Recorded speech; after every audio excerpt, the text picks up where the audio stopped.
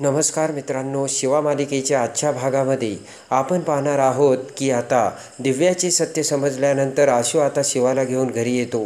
शिवा आता दिव्याचाच विचार करत असते. शिवा म्हणते की आशू, अरे दिव्याने हे असं काय केलं आणि का केलं असेल? माई आजी आणि आईला किती धक्का बसलाय माहिती आहे का? आता आशू म्हणतो की बरोबर आहे, पण दिव्याला हे सगळं करायची गरजच नव्हती. आशू म्हणतो की अगं शिवा, आजपर्यंत तू दिव्याची किती किती काय काय नाही लाड केली आणि दिव्या बघ तुझा विश्वासघात केला आणि बघ कशी वागली ती.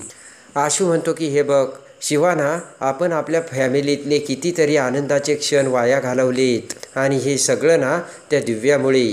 आशू म्हणतो की शिवा, आपल्याला किती आनंद झाला होता, पण तोच आनंद दिव्याने हिरावून घेतला. आशू म्हणतो की आपल्याला याकडे आता शिवाना अजिबात दुर्लक्ष करून चालणार नाही. आपण जर याकडे दुर्लक्ष केले तर आपण अजून दुःखात जाऊ आणि आपल्याला अजून दुःखाचा सामना करावा लागेल शिवा. आशू म्हणतो की हे सगळं होऊनही काहीही विचार न करता दिव्या सरळ निघून गेली. दिव्या निघून गेल्यानंतर आता आई आजी आणि आईची काळजी तुलाच घ्यायची शिवा, तेव्हा तुला तुझ्या पायावरती उभा राहायलाच हवं अशी हिंमत आशू आता शिवाला देतो. आणि आशूचे ते बोलणे ऐकता क्षणी शिवा पटकन आशूला मिठी मारते. आशू आता शिवाला म्हणतो की शांत हो शिवा तू. आणि त्यानंतर आशू म्हणतो की शिवा, तू काही काळजी करू नकोस, आपण सगळं काही सांभाळून घेऊ. इकडे आता रागाने दिव्या आता एका हॉटेलवर आलेली असते. दिव्याने रूम घेतलेली असते. कॉटवरती बॅग फेकत दिव्या म्हणते की मला आता कोणाचीच गरज नाही आहे, माझ्याकडे खूप पैसे आहेत आणि मी एकटी राहू शकते. दिव्या म्हणते ती शिवा मला धडे शिकवत होती, पण आता तिला कळेल आणि तो शहाणा चंदन त्या शिवाची ऐकत होता. दिव्या आता स्वतःशीच बोलत असते. दिव्या स्वतःशी बोलू लागताच आता दिव्या म्हणते की माझ्याकडे खूप पैसे आहे आणि त्या पैशातून माझं लाईफ ना मी एकदम बरोबर सेट करू शकते. पटकन दिव्या कॉटवर बसते. तिची बॅगची चेन उघडताच आता दिव्याकडे पैशाचे बंडल असतात. ते सगळं बघून आता दिव्या म्हणते की माझ्याकडे खूप पैसे आहेत आणि मी काहीही करू शकते. पटकन लँडलाईनवर आता दिव्या खाली फोन करते आणि म्हणते की पटकन मला ना मेनू कार्ड पाठवा. इकडे आता सुहास हा त्याच्या पायाला हाताला खूप लागलेले असते. हातापायातून सुहासच्या आता रक्त येत असते. रक्तभंबाळ पायाने लंगडत सुहास आता एका सार्वजनिक पाण्याच्या ठिकाणी येतो आणि तेथील कॉक चालू करून आता हातापायाला लसा लागलेली ते सगळे रक्त सुहास पुसू लागतो. आणि आता सुहासला खूप त्रास होत असतो आणि त्या जखमेवर पाणी पडता क्षणी सुहास वेदनेने मोठ्याने ओरडतो. शिवाची आठवण काढत आता सुहास म्हणतो की शिवा, तू हे जे काही केलं ते तुला खूप महागात पडणार आहे आणि तू सगळ्यांना वाचवतेस ना, बघ आता मी काय करतो ते. दुसऱ्या दिवशी इकडे आता आशू हा शिवाच्या बेडरूममध्ये येतो आणि शिवाला म्हणतो की शिवा, अजून तू उठली नाहीस का? अगं उठ ना, आपल्याला आवरून लवकर जायचं आहे. तेव्हा आता शिवा म्हणते की आशू ऐक ना, आज नको, मला ना आज खूप अस्वस्थ वाटतंय. आशू म्हणतो की असं कसं, आपल्याला त्या मुलींना घेऊन जायचंय ना. आशू म्हणतो हे बघ शिवा, आजचा दिवस त्या मुलींसाठी खूप महत्त्वाचा आहे. म्हणतो की त्या मुली ना तुला आदर्श मानतात आणि त्यांच्यासाठी खरंच आजचा दिवस महत्त्वाचा आहे. शिवा, आपल्याला जावंच लागेल. शिवा म्हणते की आशू, हे सगळं विसरणं एवढं सोपं नाही आहे. शिवा म्हणते की आशू, आपण काय विचार केला होता आणि काय होऊन बसलं? शिवा म्हणते की आत्ता जर मी त्या मुलींचा विचार केला तर त्यांनासुद्धा वाईटच वाटणार आहे. आशू म्हणतो तसं अजिबात होणार नाही शिवा, कारण आजचा दिवस त्या मुलींचा आहे. त्यांनी ना किती मेहनत केली आणि सगळं काही शिकून घेतलं. आपण त्यांना पार्टी द्यायचं वचन दिलं आहे त्यांना, तेव्हा आपल्याला जावं लागेल असे आशू शिवाला सांगतो. आता शिवा उठून बसते. शिवा म्हणते की हे बघ आशू, मी पप्पांना प्रॉमिस दिलं होतं, आई, माई आजी, दिव्या सगळ्यांना मी सांभाळीन, पण दिव्याने हे काय केलं? इकडे आता आशू म्हणतो हे बघ शिवा, त्या मुलींना जे काही तू शिकवलं ते एकदम परफेक्ट आहे. त्या मुलींना तू जे चालायला बोलायला आणि जे काही डावपेच शिकवले ना ते एकदम एक्सलंट आहेत असे आता आशू शिवाला सांगतो. त्यामुळे मला नाही वाटत की तुला असं वाटतंय की त्या फेल होतील म्हणून. आशू म्हणतो की शिवा, तू काय करतेस? त्या सगळ्या मैत्रिणी तुझ्या बहिणीसारख्या आहेत, त्यांना तू अशी नाराज करणार आहेस का? तेव्हा तुला यावाच लागेल असे आता आशू पुन्हा शिवाला सांगतो. आशू शिवाचा हात धरतो आणि म्हणतो की शिवा उठ बरं, चल आवर लवकर, मी तुझे कपाटातून कपडे काढून ठेवतो. आणि शिवा म्हणते की चल ठीक आहे आशू, मी तयार आहे यायला. आणि शिवा आता तिची आवरायला उठते. इकडे आता सगळ्या मुलींनी एक ब्लॅकबोर्डवरती चित्र काढलेलं असतं आणि त्या मुली म्हणतात, वाव, ते चित्र आपल्याला किती आवडलं आहे. आणि शिवा जेव्हा हे चित्र बघेल तेव्हा तिला ते किती आवडेल. लगेच आता सायली टीचर म्हणते की चला आवरा, शिवा येण्याची वेळ झाली आणि येतीलच ते आत्ता. तेवढ्यात दुसरी मुलगी म्हणते की शिवाताईला आपण हे गिफ्ट देणार आहोत, ते शिवाला आवडेल का? तेवढ्यात दुसरी मुलगी म्हणते की का नाही आवडणार, आपण प्रेमाने शिवाला कोणतं जरी गिफ्ट दिलं ना तरी ते शिवाला नक्की आवडणार. सायली टीचर म्हणते की चला बरं आवरा पटापट, आता शिवा येईलच. आता सगळ्या मैत्रिणी आता आवरायला घेतात आणि त्यानंतर आता इकडे कीर्ती ही ॲटो रिक्षातून सुहासला बघत बघत सुहास ज्या बाकावर तिथे बसलेला असतो त्या ठिकाणी येते.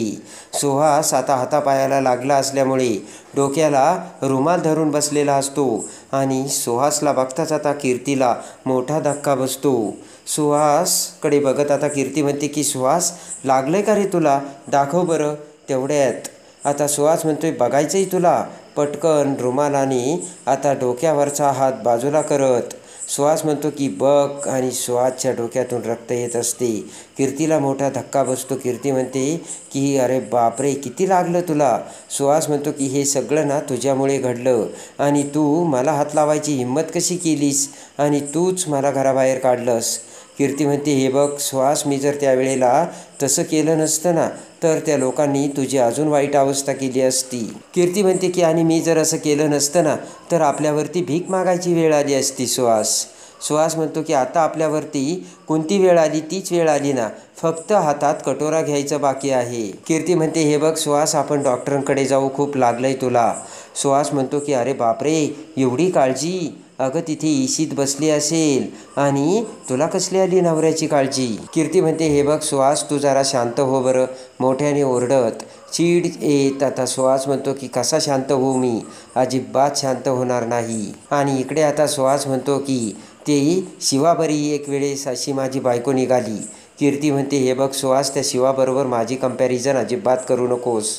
सुहास ऐकायला तयार नसतो. सुहास म्हणतो, करणार, कारण तुझ्यामुळे मी रस्त्यावर आलोय कीर्ती. सुहास आता जोराने कीर्तीचा हात दाबतो. कीर्ती म्हणते, सुहास अरे सोड ना. तेव्हा आता सुहास म्हणतो की नाही सोडणार, तुझ्यामुळेच मी रस्त्यावर आलोय. तेव्हा आता कीर्ती म्हणते की जरी तू रस्त्यावर आलं ना तरी मी तुझ्यासाठी आली सुहास. लगेच आता कीर्ती तिची पिशवी दाखवत म्हणते, हे बघ तुझ्यासाठी मी ना खायला घेऊन आली आणि पैसेही आणलेत. पहिलं डॉक्टरकडे जा आणि ट्रीटमेंट करून घे. रागाने सुहास म्हणतो की त्या शिवाला ना मी अजिबात नाही सोडणार. तेव्हा आता कीर्ती म्हणते, तिला तर मी सुद्धा सोडणार नाही, फक्त काही दिवस आपल्याला आता शांत राहावं लागेल. आता सुहास म्हणतो की जोपर्यंत त्या शिवाला मी तोंडावर पाडत नाही तोपर्यंत मी शांत बसणारच नाही. कीर्ती म्हणते, हे बघ आपल्याला जे काही करायचं ना ते अगदी शांततेत करायचे. तेवढ्यात आता कीर्ती म्हणते की हे बघ, त्या शिवाला चोरून मी कशीबशी बाहेर आज तुझ्यापर्यंत येऊ शकले. तेवढ्यात कीर्तीच्या मोबाईलवर आता दिव्या कॉल करते. दिव्याचा फोन आलेला बघून आता कीर्ती फोन उचलत म्हणते की मूर्ख आहेस का तू, कशाला कॉल करतेस. तेवढ्यात कीर्ती म्हणते की जे काही झालं ते पुरेसं नाही आहे का. दिव्या म्हणते, अरे वा, चोराच्या उलट्या बोंबा, म्हणजे माझ्यापेक्षा तुझीच अवस्था खूप वाईट दिसते. कीर्ती म्हणते की कशासाठी फोन केलाय ते सांग लवकर, फुकट बडबड करू नकोस. तेव्हा आता दिव्या म्हणते की तुझ्या घरचे सगळेजण माझ्या घरी आले होते आणि चंदनने माझा खूप अपमान केला आहे. आणि दिव्या म्हणते की माझ्या प्रेग्नन्सीबद्दल त्यांना सगळं कळालं, पण तरीसुद्धा मला घर सोडावं लागलं, पण तुझ्याबद्दल आणि सुहासबद्दल मी काहीच सांगितलं नाही, असे दिव्या कीर्तीला बोलते. आता दिव्या म्हणते की हे बघ, सुहासची अवस्था फारच वाईट आहे, मला कळतंय, पण सुहास रस्त्यावर आला, सुहाससारखी तू सुद्धा रस्त्यावरती येऊ शकतेस. तेव्हा कीर्ती, मला गुपचूप तू पैसे पाठव, असे आता दिव्याने कीर्तीला ब्लॅकमेल केलेले असते. कीर्ती म्हणते, मला तू धमकी देतेस का.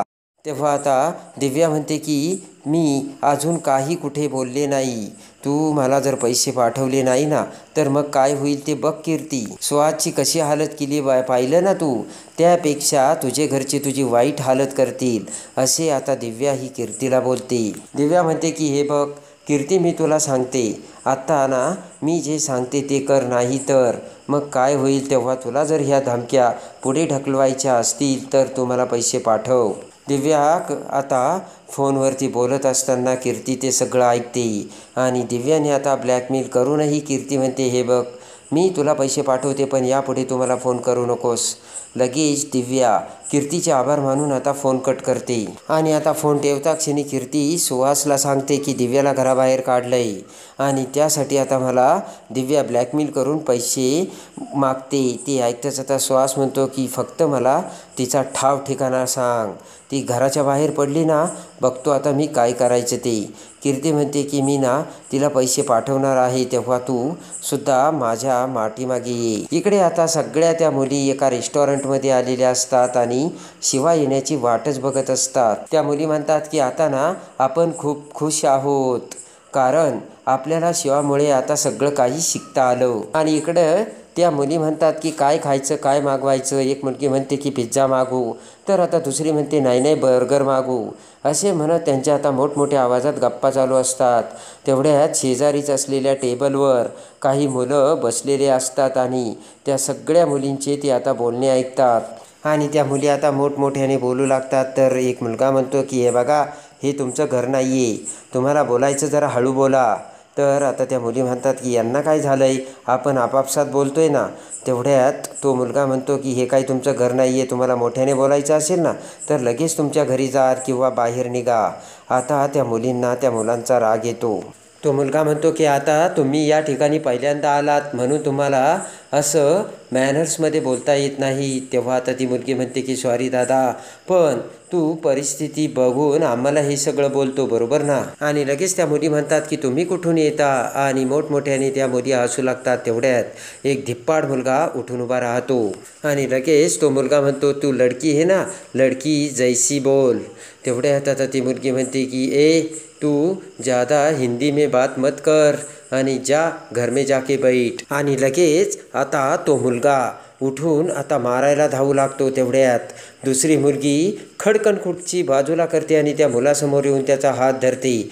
जोराने त्या मुलाच्या सणासण ती मुलगी कानाखाली मारते आणि दुसरी मुलगी आता दुसऱ्या गुंडाला म्हणजे त्या मुलाला पकडते. सगळी मुली आता त्या सगळ्या गुंडांना कुत्र्यासारखी धुलाई करून बदबद बदडत असतात आणि त्या मुलींनी आता शिवा स्टाईलने त्या सगळ्या मुलांची भरपेट कुत्र्यासारखी धुलाई केलेली असते आणि धो धुतलेली असते. आणि त्या मुलींची ती बहादुरी बघून ती मुलंसुद्धा खूप घाबरलेले असतात आणि सणासण त्या मुलींनी त्या मुलांना आता खूप बदडलेले असते. आणि आता बाहेर पाऊस चालू झालेला असतो आणि त्या रिसॉर्टमध्ये त्या मुली त्या मुलांची कुत्र्यासारखी धुलाई करत असतात. एवढ्यात एक मुलगा जोराने त्या मुलीच्या पाठीवर लात मारतो.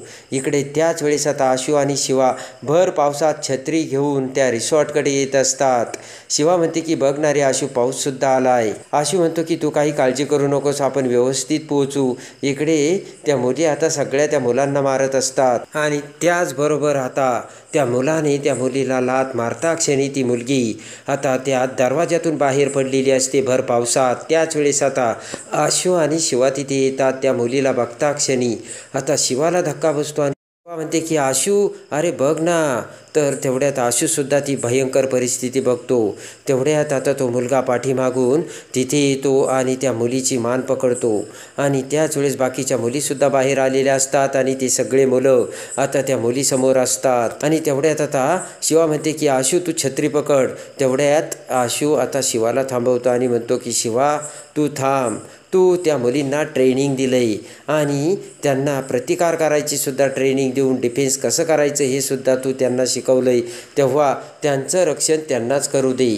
आणि आता त्या मुलींना राग येतो. त्या मुली आता मारू लागतात. तेवढ्यात एक मुलगा त्यांनी शिवासाठी केलेली ती पेंटिंग घेऊन बाहेर येतो आणि जोराने ती फ्रेम फेकून देतो. तेव्हा त्या मुलींना खूप राग येतो. आता त्या मुली रागाने बेभान होऊन त्या सगळ्या मुलांना पुन्हा बदडू लागतात आणि भर पावसात त्या मुलींनी आता त्या मुलांची कुत्र्यासारखी धुलाई केलेली असते. आता त्या मुली सगळ्या रागाने बेभान झालेल्या असतात आणि रागाने बेभान होत त्या मुलींनी एवढी जबरदस्त त्या मुलांना मारलेलं असतं की शिवा आणि आशू फक्त ते बघतच राहतात. आणि त्या मुलांना आता त्या मुलींनी खूप मारलेलं असतं. ते सगळं बघून आता आशू म्हणतो की शिवा मला वाटतंय की ट्रेनिंग सक्सेसफुल झालं आहे. आता पाणी पुसत शिवा म्हणते की मला ना आज खरंच खूप बरं वाटतंय. आणि सगळे मुली आता त्या मुलांना मारत असतात आणि लगेच आता शिवा ही छत्री सोडून भर पावसात पळत येते आणि लाकडी दांडा घेऊन एका मुलाला बदबद बघते आणि त्या मुलाला धरत म्हणते की मर्दानगी दाखवायची ना, ती समोरून दाखवायची, पाठीमागून वार नाही करायचा. आणि त्या लाकडाच्या दांड्याने शिवाने आता त्या मुलांची पिटाई केलेली असते. सगळे मुली तिथून आता पळून जातात आणि ते गुंड पळून जाता क्षणी इकडे त्या मुली आता शिवासाठी गिफ्ट देण्यासाठी असलेली ती फ्रेम खाली पडलेली असते, ती उचलतात आणि ती फ्रेम आता शिवासमोर धरतात. त्यामध्ये सगळ्या मुलींचे शिवासोबत फोटो असतो. पण त्या मुली नाराज होतात. तर शिवा म्हणते की आता काय झालं? त्या मुली म्हणतात की शिवा, आम्ही तुझ्यासाठी मोठ्या प्रेमाने ही फ्रेम बनवली होती आणि आम्ही तुझ्यासाठी ती गुरुदक्षिणा म्हणून तयार केली होती. शिवा म्हणते की आज तुम्ही जे काही केलं ना, ती माझ्यासाठी खरी गुरुदक्षिणा आहे. शिवा म्हणते की आज तुम्ही खूप भारी गोष्ट केली आणि मला ना आता तुमची काळजीच राहिली नाही. तुम्ही आता केव्हा आणि कुठेही प्रतिकार करू शकता आणि स्वतःला वाचवू शकता. आणि त्या सगळ्या मुलींना खूप आनंद झालेला असतो. तर शिवा म्हणते की अजिबात आता उदास नाही राहायचं. सगळ्या मुली पुन्हा आनंदाने हसतात आणि त्यानंतर आता मोठ्या प्रेमाने आता आशू सगळ्या मुलींना म्हणतो की चला आता फक्त तुम्हाला नुसता चहा नाही तर माझ्याकडून पार्टीसुद्धा. सगळ्या मुली खुश झालेल्या असतात आणि शिवाची ट्रेनिंग कामी आलेली असते आणि सगळ्या मुलींनी स्वतःचं रक्षण स्वतः केलेलं असतं.